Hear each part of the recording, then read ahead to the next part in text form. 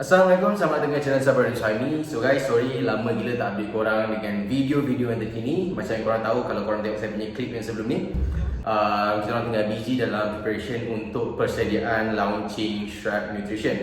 So baru-baru ni saya ada kontak dengan Hazim Shazali sebagai kita orang punya official athlete, MJ Kenali dan juga beberapa orang lain yang semuanya dah dalam fasa terakhir untuk sign agreement sebagai Shrek Nutrition sponsored athlete. So guys, video kali ini adalah video yang lebih kepada santai saja, video untuk discussion. Soalan yang paling orang tanya ataupun newbie yang selalu tanya, bila nak start buat badan, benda yang paling orang nak tahu adalah tentang protein, suplemen kan. Jadi bila sebut tentang protein, ramai yang berfikiran bahawa protein berkemungkinan ataupun protein adalah penyebab kepada masalah buah pinggang. So sejauh mana kebenaran tentang protein menyebabkan penyakit buah pinggang ni? So make sure korang stay tengok video sampai habis. Jumpa setelah intro.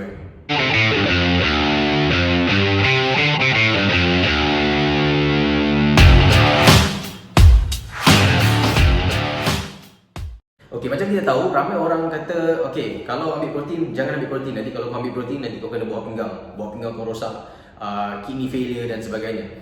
Jadi, jom kita tengok apa research kata tentang hal ni. Kita tak nak cakap based on personal experience, tapi kita nak bercakap tentang fakta yang sebenarnya. Yang mana yang kata orang dan yang mana yang sebenarnya adalah fakta. Sebab kadang-kadang kata orang tak semuanya betul, ataupun orang ni mungkin dia faham, dia tersalah faham, dia baca ataupun dia dengar kata-kata doktor, tapi dia tersalah tangkap apa yang dimaksudkan oleh pakar-pakar tersebut. Jadi kita nak tengok fakta cerita apa tentang protein intake.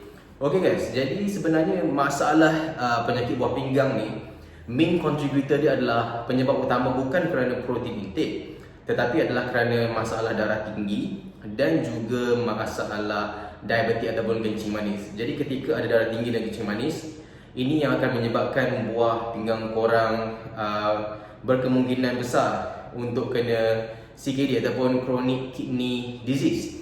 Jadi ketika korang dah ada CKD ataupun chronic kidney disease, buah pinggang korang ni ibaratnya macam dah banyak sangat pressure tau. Jadi bila buah pinggang korang dah rosak, dah kena CKD macam ni, penyakit chronic kidney disease, kemudian korang ambil protein diet, itu akan menyebabkan pressure ataupun menyebabkan buah pinggang korang terpaksa bekerja lebih. Jadi protein intake, banyak ambil protein ketika korang ada penyakit buah pinggang, itu yang akan menyebabkan buah pinggang korang akan lebih teruk lagi keadaan dia. Jadi untuk orang yang normal, yang tak ada masalah CKD, chronic kidney disease, protein tak akan ada masalah, tak akan merosakkan buah pinggang korang. Dia tak semudahnya macam tu. Secara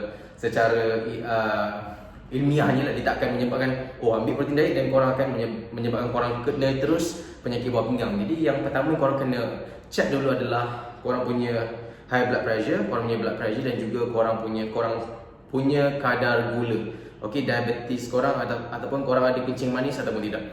Jadi ketika ada dua benda ni, korang kena check dengan doktor sebab berkemungkinan bahawa benda ni boleh menyebabkan korang kena penyakit buah pinggang dan korang memang kena ada ataupun kena buat low protein diet. Kenapa ni boleh menyebabkan masalah kidney korang. Jadi ketika kalau korang masih sihat, korang dah check darah semua kan, korang tak ada masalah blood pressure dan juga tak ada masalah dengan diabetes, jadi protein intake tidak menyebabkan korang punya buah pinggang untuk rosak macam itu sahaja.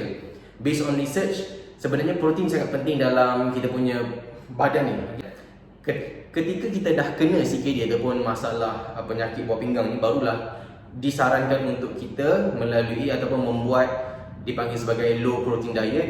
Dan range dia adalah yang saya tengok dalam 0.4 kalau tak salah sehingga 0.8 per kg. Contoh kalau 70 kg macam saya, dan saya punya kalori protein intake dalam range 50 gram sehari. Jadi itu memang low protein intake. Tapi untuk orang yang tak ada masalah macam buah pinggang, kita boleh ikut apa yang disyorkan untuk membina otot lah. Jadi yang make sure korang bukan bermaksud saya kata korang boleh makan protein sebanyak-banyak yang korang nak, tapi ini bermaksud bahawa korang jangan terlalu paranoid.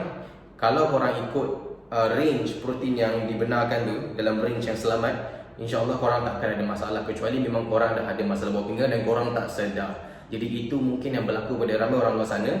Dia mungkin masuk ke bina badan, kemudian dia minum protein, kemudian tiba-tiba dia kena penyakit buah pinggang, dan dia menyalahkan ataupun dia tak cerita yang sebetulnya kepada doktor bahawa dia pun tak sedar yang dia ada darah tinggi ataupun diabetes sebelum dia dah start bodybuilding. Jadi protein tu hanya worsen condition dia.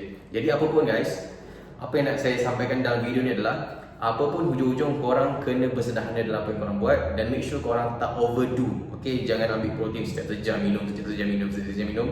Dan make sure korang jaga benda yang lain. Bukan masalah protein saja buat pinggang ni, masalah sodium itu lebih teruk. Lebih benda yang korang kena jaga, masalah proses food yang banyak korang ambil, korang merokok ataupun tak. Jadi ini adalah faktor-faktor lain yang korang kena check. Sebenarnya ini mungkin jadi kontribusi yang lebih besar kepada penyakit buah pinggang korang tu.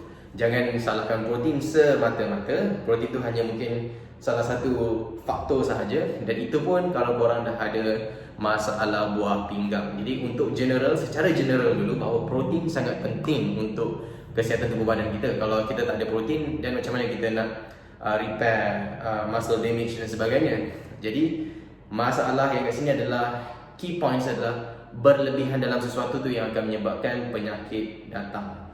Okay, macam ni advice untuk saya juga, jangan terlalu rasa selesa walaupun kita ada exercise dekat gym.